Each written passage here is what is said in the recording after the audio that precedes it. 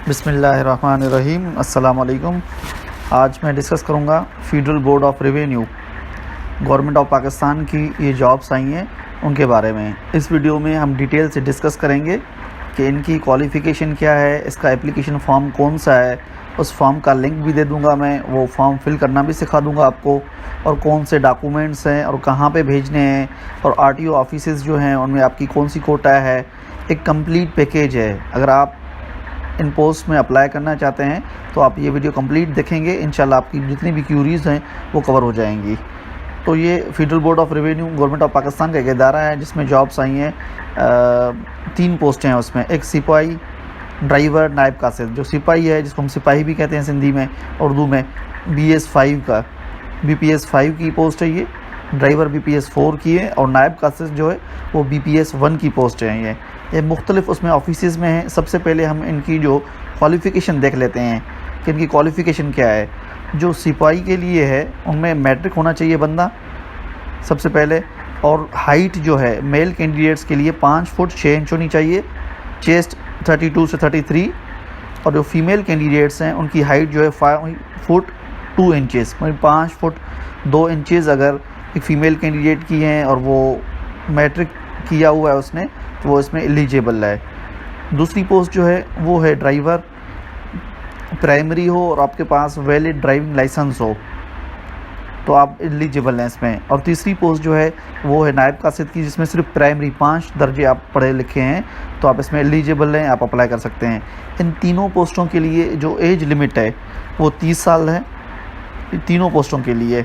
उसमें कुछ एक्सक्लूडिंग है, मीन कुछ एज रिलैक्सेशन भी है, उसके बारे में हम बाद में डिस्कस करेंगे। लेकिन ये भी क्लियर हो जाना चाहिए कि सिपाही, ड्राइवर और नायब कासिद जो 3 पोस्टें हैं, इनकी क्वालिफ़िकेशन क्या चाहिए हमें। इसमें एक्सपीरियंस की ज़रूरत नहीं है किसी में भी। आपने सिर्फ मैट्रिक सिपाही के लिए और ड्राइवर और नायब कासिद के लिए प्राइमरी होनी लाजमी है ये। तो इसमें पोस्टें देखते हैं हम थोड़ी। हम आरटीओ इस्लामाबाद, इनकी एड्रेस दी गई है। हमने ज़्यादातर इसमें टाइम नहीं लगाऊंगा, कोशिश करूंगा जल्दी जल्दी इसको कवर कर लूं। ये इस्लामाबाद की पोस्टें हैं, 14 पोस्टें हैं इसकी। सिपाही के लिए, ड्राइवर की 13 और नायब कासिद की 19 पोस्टें हैं। अब आरटीओ इस्लामाबाद में कौन आते हैं? जो इस्लामाबाद डिस्ट्रिक्ट जो है, जो इस्लामाबाद जो है कैपिटल, उसके जो डिस्ट्रिक्ट हैं उनके लोग जो हैं वो आरटीओ इस्लामाबाद में आ जाते हैं। वो लोग सिर्फ इसमें अप्लाई करेंगे जो इस्लामाबाद के रहाकू हैं या उनका डोमिसाइल वहाँ का है। उसके अलावा अगर किसी बंदे को ये समझ में नहीं आता कि मेरा आरटीओ इस्लामाबाद में है या रावलपिंडी में है, या जैसे रावलपिंडी के लोग भी हैं वो भी आरटीओ इस्लामाबाद में ही आते हैं, तो वो क्या करेंगे, इनका जो ऑफिशियल वेबसाइट पे नंबर दिया गया है, ये आप उनकी FBR की वेबसाइट पे जाके वहाँ से इनका कॉन्टैक्ट नंबर भी ले सकते हैं। यहाँ पे कॉन्टैक्ट नंबर लिखा हुआ है, वहाँ से सिर्फ आप ये कंफर्म कर लें कि आपकी आरटीओ जो है रावलपिंडी जो है, या जो भी आपकी आरटीओ है, डिस्ट्रिक्ट है सॉरी, वो आप कौन से आरटीओ में आते हैं, ताकि आपको ये ईजी हो जाए। वैसे इस्लामाबाद जो है वो इस्लामाबाद, और जो रावलपिंडी के लोग हैं वो आरटीओ इस्लामाबाद में आते हैं। मीन इस्लामाबाद और रावलपिंडी के डोमिसाइल होल्डर्स कैन अप्लाई, इस पोस्टों के लिए अप्लाई कर सकते हैं ये आरटीओ इस्लामाबाद में। दूसरी चीज़ ये क्लियर कर दूं कि ये जो आप एप्लीकेशन भेजेंगे, आप जिस भी पोस्ट में मीन अप्लाई कर रहे हैं, जिस भी आप आरटीओ में, रीजनल टैक्स ऑफिस जिसको कहते हैं हम, उसमें है, उसकी एड्रेस पे भेजेंगे आप। जैसे कॉर्पोरेट टैक्स ऑफिस लाहौर वाले हैं, इनकी 28 पोस्टें हैं, 6 ड्राइवर की हैं, 46 पोस्टें नायब कासिद की। तो ये लाहौर के डिवीज़न जो हैं जिसमें लोग अप्लाई करेंगे वो इस एड्रेस पे भेजेंगे, वो किसी और एड्रेस पे इस्लामाबाद वाली पे नहीं भेजेंगे। वो अपनी एप्लीकेशन जो हैं, एप्लीकेशन फॉर्म दिखा देता हूँ मैं आपको, वो कहाँ भेजेंगे, टैक्स हाउस सैयद मौज दरिया रोड लाहौर। लाहौर के जो लोग हैं, जो आरटीओ लाहौर में आते हैं, कॉर्पोरेट टैक्स ऑफिस लाहौर में, वो लोग इसमें करेंगे अप्लाई, ठीक है। उसके बाद इसमें कराची वाले जो लोग हैं, अब कराची वाले 56 पोस्टें हैं सिपाही के लिए और 70 पोस्टें नायब कासिद के लिए, बहुत ज़्यादा पोस्टें हैं। अब इनको क्या करना है, इनको एप्लीकेशन फॉर्म जो है आपने वो इस एड्रेस पे भेजनी है, to the admin, corporate tax office, 2nd floor, income tax building, Shahrah Kamal Ataturk, Karachi. ये एप्लीकेशन है, आप बाय हैंड भी जाके जमा करा सकते हैं, या आप इसको पोस्ट के ज़रिए, TCS के ज़रिए भी इसको भेज सकते हैं। ये आपने क्लियर कर देना है। अब आरटीओ कराची जो है वो ये याद रख लें, कॉर्पोरेट टैक्स ऑफिस कराची, सिर्फ कराची के जितने भी डिस्ट्रिक्ट्स हैं, 5-6 डिस्ट्रिक्ट्स हैं या 7 डिस्ट्रिक्ट्स हैं, वो सारे कराची डिवीज़न जो है पूरा, वो लोग सिर्फ इसमें अप्लाई कर सकते हैं। इसमें सिंध के और लोग अप्लाई नहीं कर सकते, हैदराबाद, सक्खर, लारकाना, मीरपुर ख़ास और कहीं के भी अप्लाई नहीं कर सकते। सिर्फ कराची के लोग, मीन कराची का जिनके पास डोमिसाइल है वो लोग इसमें एलिजिबल हैं। आरटीओ पेशावर में भी ऐसे ही है, 13 पोस्टें हैं ड्राइवर के लिए, 23 पोस्टें नायब कासिद की हैं, तो वो इस एड्रेस पे भेजेंगे।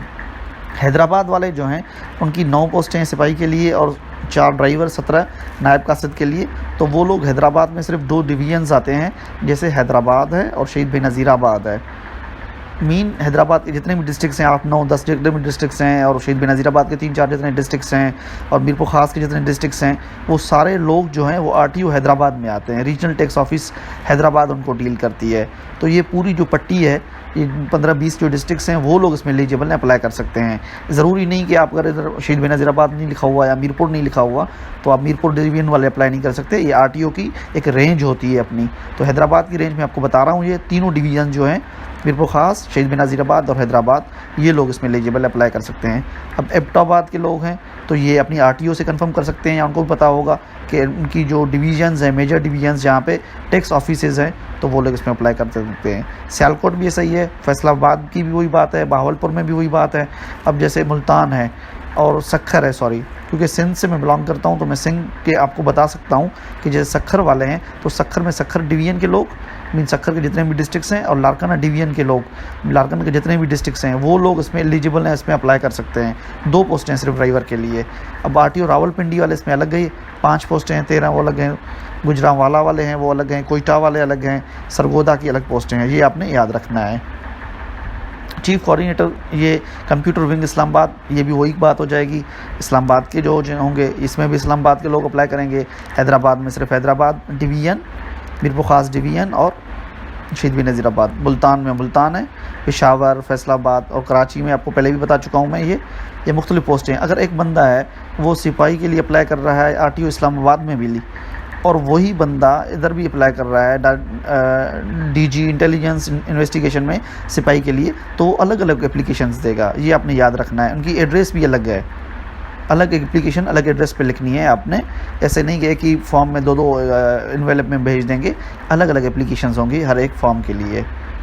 और एक अगर बंदा 2 पोस्टों के लिए अप्लाई कर सकता है, जैसे बंदा वहाँ पे भी सिपाही के भी लिए कर रहा है, ड्राइवर के भी लिए कर रहा है, तो उसके लिए 2 और इसके लिए भी 2, 10 के लिए सिपाही के लिए जिसमें 10 पोस्टें हैं, और इसमें 3 पोस्टें हैं ड्राइवर की, उसके लिए अलग एप्लीकेशन देगा। होप कि आपको ये पूरी चीज़ें कंफर्म हो गई होंगी, आपको समझ में आ गई होंगी। इसमें मैं ज़्यादा पढ़ूंगा तो ये आपका टाइम ज़ाया होगा। जनरल इंस्ट्रक्शंस हैं कि इसका फॉर्म जो है वो मैं आपको दिखा भी देता हूँ, वरना आप FBR की वेबसाइट पर जाके वहाँ से भी इसको डाउनलोड कर सकते हैं। ये admin officers of respective tax offices, ये जहाँ पे एड्रेस लिखी हुई है वहाँ पे भेजना है, ये याद रखना है। आपने कराची इस्लामाबाद नहीं भेजना, ऐसा लाहौर का बंदा इस्लामाबाद भेजे, वो नहीं भेजेगा, वो लाहौर की एड्रेस पे भेजेगा। मुल्तान डिवीजन वाला मुल्तान में भेजेगा, कराची वाला कराची को ही भेजेगा, ये आपने याद रखना है। और हर एनवेलप के ऊपर लिखना है आप किस पोस्ट के लिए अप्लाई कर रहे हैं, ठीक है। अगर आप वहाँ पे बाय हैंड जमा कराते हैं तो वहाँ उनसे रिसीविंग ले लें। और उसके बाद इसमें क्या क्या अटैच करना है, आपकी NIC जो है, अटेस्टेड NIC हो, आपके जितने भी डॉक्यूमेंट्स, अगर मैट्रिक बंदा है तो वो क्या करेगा, अपनी मैट्रिक का सर्टिफिकेट, उसकी मार्कशीट, डोमिसाइल PRC और CNIC, ये सारे इनके साथ फ़ोटो के साथ लगा के इनको भेज देगा ये, ठीक है। और आपके पास एजुकेशन या एक्सपीरियंस सर्टिफिकेट है तो वो भी आप इनको भेज सकते हैं। ये सिपाही के लिए आपकी फ़िज़िकल टेस्ट होगी, रिटन टेस्ट से पहले प्री स्क्रीनिंग होगी आपकी। उसके बाद जो एम्प्लॉइज़ कॉन्ट्रैक्ट पे काम कर रहे हैं उनके पास, वो भी दोबारा अप्लाई करेंगे। ये कोटा है 10% वुमेन के लिए, 5% कोटा माइनॉरिटीज़ के लिए। और ये इनकी कुछ रूल्स हैं जो आपके काम के बिल्कुल भी नहीं है। और ये एज रिलैक्सेशन है, जैसे 3 साल दी गई है इन्होंने कश्मीर, फाटा, गिलगित बल्तिस्तान के लोगों के लिए, और सिंध रूरल और बलूचिस्तान के लोगों को भी लिए भी 3 साल एक्स्ट्रा होंगे। 30 साल थी तो ये 33 साल तक के लिए अप्लाई कर सकते हैं। रिटायर्ड ऑफिसर जो हैं वो 15 साल और ऐड कर लें, 30 और 15 45 तक कर सकते हैं।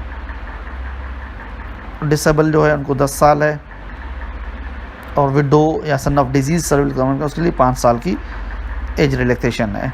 और जो गवर्नमेंट सर्वेंट है जिसने 2 साल का कंप्लीट किया है तो 55 साल तक भले उसकी उम्र हो वो अप्लाई इसमें कर सकते हैं। बाकी सारी चीज़ें जस्ट सिंपल हैं। लास्ट डेट है इसकी 25/5/2021 इसकी लास्ट डेट है। अब चलते हैं इसके एप्लीकेशन फॉर्म पे। जो इसका एप्लीकेशन फॉर्म है, ये आप उनकी वेबसाइट पे जाके अपनी आरटीओ भी सर्च कर सकते हैं कि उनकी आरटीओ कौन सी है आपकी। ये नंबर मैंने दे दिए, यहाँ पे बता दिया आपको कि आप उनके नंबर पे कांटेक्ट करके इनकी एड्रेस ले सकते हैं, इनसे पूछ सकते हैं कि हमारा आरटीओ, हमारा डिस्ट्रिक्ट जो है वो कौन सी आरटीओ में आता है, ताकि आपको कोई कन्फ्यूजन जो भी हो वो आपकी दूर हो सके। इसका एप्लीकेशन फॉर्म ये वाला है, ये मैं लिंक में भी दे दूंगा, डिस्क्रिप्शन में भी दे दूंगा, इसमें आपकी लिंक भी दे दूंगा इसकी। ये सिंपल फॉर्म है आपका, आपने ये फिल करना है, नेम ऑफ़ ऑफिस, अब जिस आरटीओ में अप्लाई कर रहे हैं ये आपने याद रखना है। अभी आप आरटीओ पेशावर में अप्लाई कर रहे हैं तो आप लिखेंगे आरटीओ पेशावर। अगर आप वहाँ पे कोई और पोस्ट में अप्लाई कर रहे थे, जैसे मुख्तलिफ पोस्ट थी, मैं आपको बता देता हूँ, किसी और ऑफिस में कर रहे थे आप, जैसे ये ऑफिस है, आप करें directorate of intelligence and investigation Karachi, तो यहाँ पे आप जो है